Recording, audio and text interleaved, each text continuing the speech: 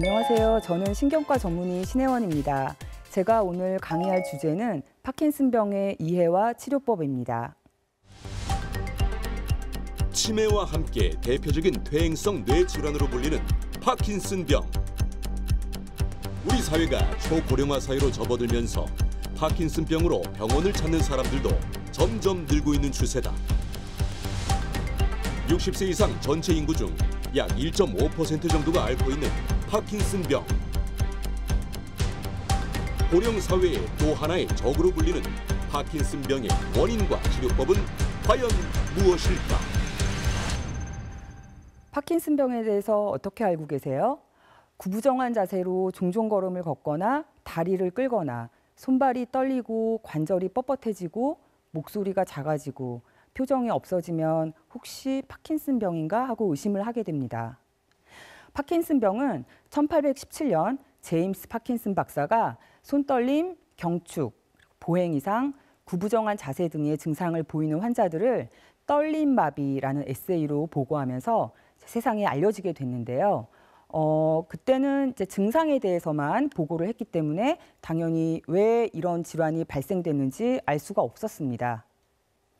파킨슨병은 우리 뇌에 도파민 신경이 있는 중뇌의 흑색질이라고 하는 부위에 루이소체라고 하는 독성 단백질 응집제가 쌓이게 되고 이로 인해서 도파민 신경이 소실되면서 정상적으로 기능을 하지 못하면서 증상이 나타나는 질환입니다.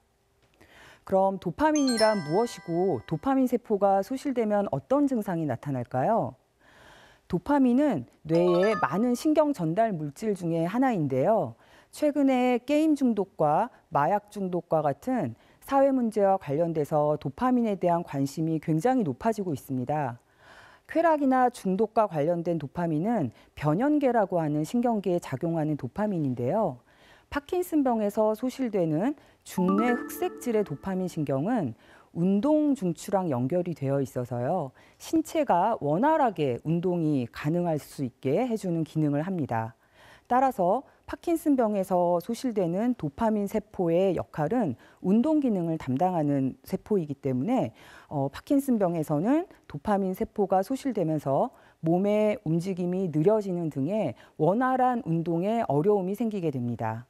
그러면 이 원활한 운동이 어렵다는 것이 어떤 것을 의미할까요? 파킨슨병의 다양한 운동 증상들에 대해서 좀 깊이 들어가 보도록 하겠습니다.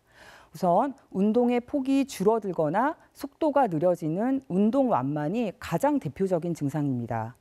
그리고 편하게 앉아 있거나 누워 있는 등의 근육이 이완된 자세에서 손이나 다리, 턱 등의 신체의 일부가 떨릴 수가 있는데요. 이를 안정 떨림이라고 하고 파킨슨병의 특징적인 증상입니다. 그리고 관절의 움직임이 뻣뻣한 경축이 나타날 수 있고요.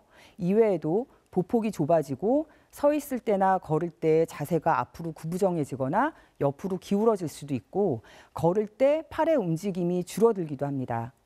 이러한 증상은 처음에는 한쪽 팔다리에서 시작을 하지만 시간이 지나면서 반대편으로도 증상이 번지게 되고 병이 진행하면 몸의 자세를 유지하지 못하고 넘어지는 균형장애도 발생을 하게 됩니다. 파킨슨병 진단을 받은 환자입니다. 서 있을 때 중심을 잘 잡지 못하고 장애물을 건널 때 움직임이 다소 둔합니다. 이 밖에도 손발을 떨거나 몸이 뻣뻣해지고 수면 장애와 치매 증상까지 나타나면 파킨슨병을 의심해 봐야 합니다. 앞에서 파킨슨병의 운동 그리고 비운동 증상에 대해서 말씀을 드렸는데요. 이제는 파킨슨병의 진행에 따른 증상의 종류에 대해서 말씀드리도록 하겠습니다. 이제 그 이유는 파킨슨병 환자분들이 운동 증상, 그러니까 운동 완만, 경직, 이제 떨림과 같은 그 자각 증상이 있어서 파킨슨병을 진단받기 위해서 병원에 찾아왔을 때 초기 파킨슨병으로 진단이 되는데요.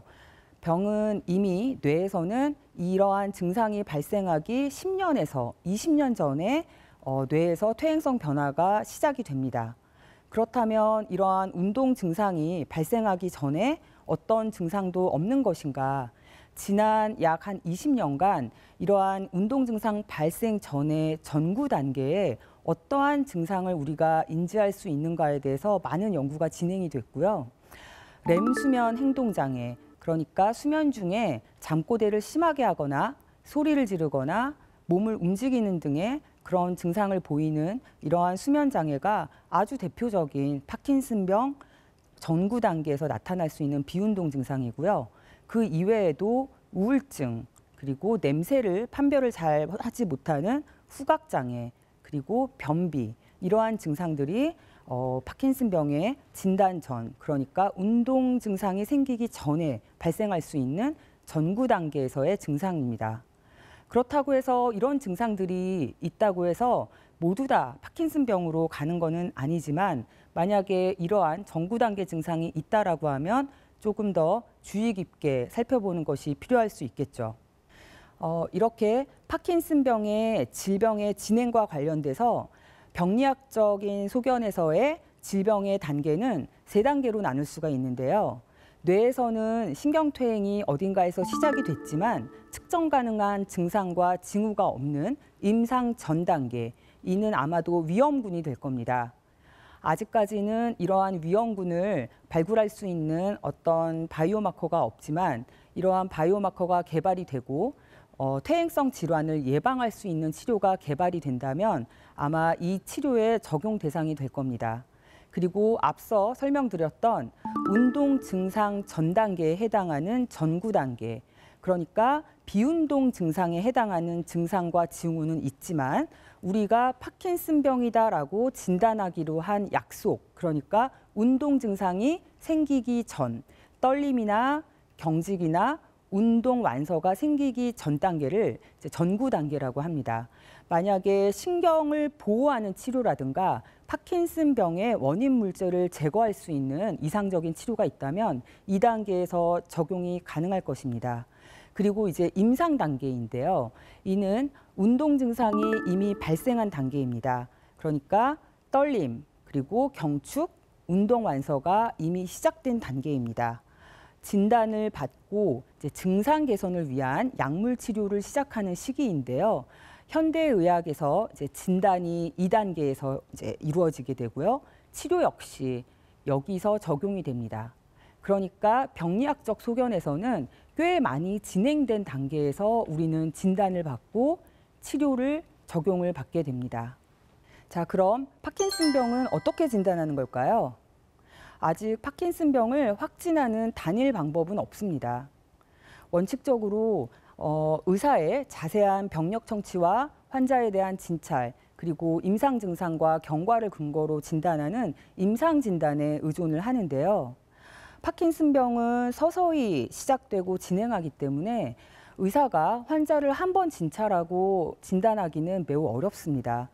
초기에는 이 증상을 구분하기가 매우 어렵기 때문에 정확한 진단을 위해서는 매우 어떤 경우에는 오랜 기간이 필요한 경우도 있습니다. 그렇다고 하면 우리가 뇌질환하면 진단에 우리가 딱 떠오르는 뇌자기 공명 영상, 그러니까 뇌 MRI, 이거는 파킨슨병에 아무런 소용이 없는가? 사실은 뇌자기 공명 영상은 파킨슨병을 진단하기 위한 거라기보다는요, 파킨슨병이 아닌 다른 원인에 의한 증상을 감별하기 위해서 시행을 합니다. 이러한 질환들도 파킨슨병과 증상이 매우 유사하기 때문에 이러한 질환들은 뇌자기 공명 영상에서 어느 정도 감별이 되거든요. 그래서 이런 질환을 감별하기 위해서 시행을 하는 거고요. 그러니까 뇌자기 공명 영상을 찍었을 때 파킨슨병을 확인할 수는 없습니다. 진단도 어렵고 질환 자체도 이해하기 어려운 굉장히 어려운 질환입니다. 하지만 최근에 도파민 운반체 PET 검사라는 것이 나왔는데요. 도파민 신경세포의 말단에 있는 이제 도파민 운반체의 밀도를 측정하는 방법입니다. 이는 간접적으로 도파민 신경의 소실 여부를 확인할 수 있어서 이 검사 하나만으로 진단을 할 수는 없지만 의사가 임상 진단을 했을 때 그것을 뒷받침해주는 굉장히 유용한 검사로서 우리나라에서 널리 사용이 되고 있습니다. 우리가 원하는 알츠하이머 병도 그렇고 파킨슨 병도 그렇고 퇴행성 신경질환 치료의 목표는 아마도 소실된 신경을 정상화시키는 걸 겁니다. 이게 이제 완치가 되겠죠. 그리고 적어도 더 이상 질병이 진행하지 않도록 좀 방지할 수는 없는가. 이런 것일 텐데요. 아직까지는 그런 치료가 어렵습니다. 현재는 이 신경퇴행으로 인해서 소실된 세포가 하던 일, 그러니까 그로 인해서 발생한 임상 증상을 호전시키는 방법으로 치료를 하게 되는 건데요. 따라서 완치가 아닌 관리 개념의 치료가 들어가게 됩니다. 지난 2016년 사망한 전설의 복서 무하마드 알리.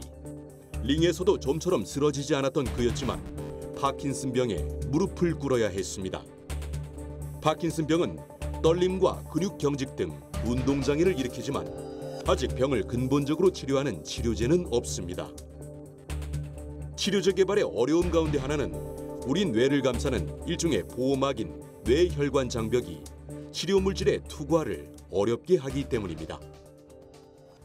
자, 파킨슨병은 도파민 세포가 소실된다고 했고 그 도파민이 하던 일을 못하기 때문에 운동 기능에 이상이 나타난다고 했기 때문에 도파민을 투약을 하면 될 겁니다. 그러니까 도파민을 대체해주면 될 텐데요. 도파민 자체는 투약을 했을 때 뇌에 도달하지 못하기 때문에 뇌를 통과할 수 있는 도파민 전구체가 약물로 사용이 되고요. 그것이 아주 유명한 레보도파라고 하는 약제입니다. 이 레보도파는 1960년대에 개발이 됐습니다. 그러니까 그 전에는 파킨슨병은 알고 있었지만 진단이 되더라도 증상 개선을 위한 약물 자체도 불가능하던 시절이 있었던 겁니다. 당시에 파킨슨 환자의 기대 수명은 진단 후에 10년 이내였습니다. 하지만 레보도파가 치료제로 개발된 이후에 파킨슨병 환자의 평균 수명은 일반인과 차이가 없게 되었습니다. 그리고 레보도파를 복용을 하면 그 효과가 정말 드라마틱하고 정말 뛰어나기 때문에 이 레보도파에 대해서 우리는 파킨슨병 치료의 더 퍼스트 미라클, 기적이라고 표현을 합니다. 그렇기 때문에 파킨슨 약물을 환자분들께서 정해진 용법대로 잘 복용하는 경우에 대부분의 환자분들이 일상생활에 지장이 없을 정도로 효과가 좋은 그런 치료법입니다. 이렇게 효과가 좋은 레보도파 내지는 다른 약물 치료가 평생 지속이 된다면 사실 파킨슨병의 치료는 극복이 됐다고 할 수 있겠죠. 파킨슨병은 진행하는 질환이기 때문에 파킨슨병의 약물 치료에는 안타깝게도 한계점이 있습니다. 우리가 드라마틱하고 뛰어난 효과를 거두는 그런 기간은 우리가 허니문 기간이라고 표현을 하는데요. 치료 시작 후에 약 5년 정도, 예를 들어 약을 하루에 3번 정도 먹으면 전혀 증상을 느끼지 못하고 정상인과 똑같이 병전 상태와 거의 비슷하게 생활을 할 수 있는 그런 기간을 지낼 수 있습니다. 그런데 이제 이런 기간이, 허니문 기간이 지나게 되면 병이 진행을 하기 때문에 이제 2가지 종류의 한계가 오는데요. 한 가지가 운동합병증이라고 하는 그런 한계점이 도달을 하게 되고요. 또 한 가지가 약물 불응성 증상들이 출현하게 됩니다. 많은 환자분들께서 운동합병증을 약물을 복용했기 때문에 발생하는 증상으로 오해를 하십니다. 이는 굉장히 잘못된 오해인데요. 이 운동합병증은 질병이 진행하기 때문에 발생하는 증상입니다. 그러니까 질병의 기간과 관계가 있지 약을 얼마 동안 복용했는지와는 관계가 없습니다. 많은 분들께서 아니 이 약을 먹으면 나중에 내성이 생긴다고 하는데 약을 되도록 늦게 먹는 게 좋지 않은가요? 라고 하는 그 약의 내성이라고 하는 게 운동합병증인데요. 내성이랑은 완전히 다른 개념입니다. 자, 운동합병증에 대해서 간단하게 말씀을 드리겠습니다. 질환이 진행을 하기 때문에 처음에는 약을 한 3번 정도 먹으면 하루 종일 증상이 없는 좋은 상태가 유지가 됩니다.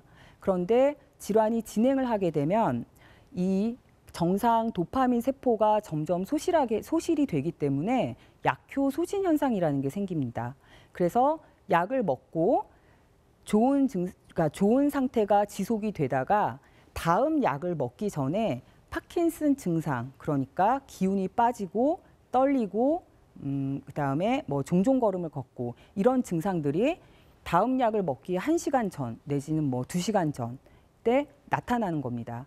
이런 것을 약효 소진 현상이라고 하고요. 그다음에 약을 먹고 증상이 좋아졌다가 어떤 약의 농도가 올라가게 되면 나는 가만히 있는데 몸이 저절로 과도하게 움직이는 이상운동증이라고 하는 그러한 합병증이 나타나게 됩니다. 그래서 이 운동합병증은 약효 소진 현상 그리고 이상운동증이라는 두 가지 현상으로 대표적으로 나타나게 되는데요. 이런 증상은 대체로 약 한 5년 정도가 지나게 되면 환자분들의 50% 정도에서 나타나는 것으로 알려져 있습니다. 다시 한번 말씀드리지만 이 운동합병증은 약을 오랫동안 먹기 때문에 생기는 게 아니라 병이 진행을 했기 때문에 생기는 거기 때문에 약을 먹지 않고 오랫동안 기다린다고 해서 그때부터 또 5년 있다가 생기는 것은 절대 아닙니다. 그래서 이 운동합병증이 발생을 할까 봐 치료를 늦추는 것은 굉장히 잘못된 그런 방법입니다. 파킨슨병은 뇌 속의 운동신경이 손상돼 생기는데 약으로 신경물질을 보충하면 증상이 완화됩니다. 다만 병이 진행되는 것 자체를 막을 수는 없어 갈수록 약효가 떨어지기 쉽습니다. 약을 복용한 지 3년이 안 된 환자는 30%가 약효가 떨어지는 것을 경험했고 3년에서 5년 사이에는 41%, 5년에서 10년 미만인 경우는 절반을 넘었습니다. 약효가 떨어지면 다시 몸이 떨리거나 경직되고 또 통증이 심해지고 걷기도 어려워지는 증상을 환자들은 견디기 힘들어했습니다. 이러한 운동합병증을 약으로 약물 조절로 잘 조절을 하다가 이제 한계에 부딪히게 되면 우리는 뇌신부 자극술이라고 하는 수술 치료를 적용을 할 수가 있습니다. 뇌신부 자극술은 이제 특정 뇌 부위에 미세 전극을 삽입을 하고 전극의 다른 쪽 끝을 가슴 피부 아래 심어놓은 자극 발생기에 연결을 하는 수술인데요. 우리나라에서는 2005년도부터 의료보험이 적용이 돼서 많은 환자분들에게 적용을 하고 있습니다. 자, 지금까지 파킨슨병에 대한 이해와 치료에 대해서 설명해 드렸는데요. 어떤 질병이든 조기에 발견돼서 잘 관리되어야 치료 효과가 좋습니다. 간혹 증상이 있음에도 불구하고 단순 노화 현상이다 생각하셔서 진행이 많이 된 상태로 병원에 방문하시는 환자분들이 있습니다. 이 방송을 보신 분들은 파킨슨병에 대해서 잘 이해하시고 적절한 시기에 최적의 치료를 받으셨으면 좋겠습니다. 저의 강의는 여기까지입니다. 감사합니다.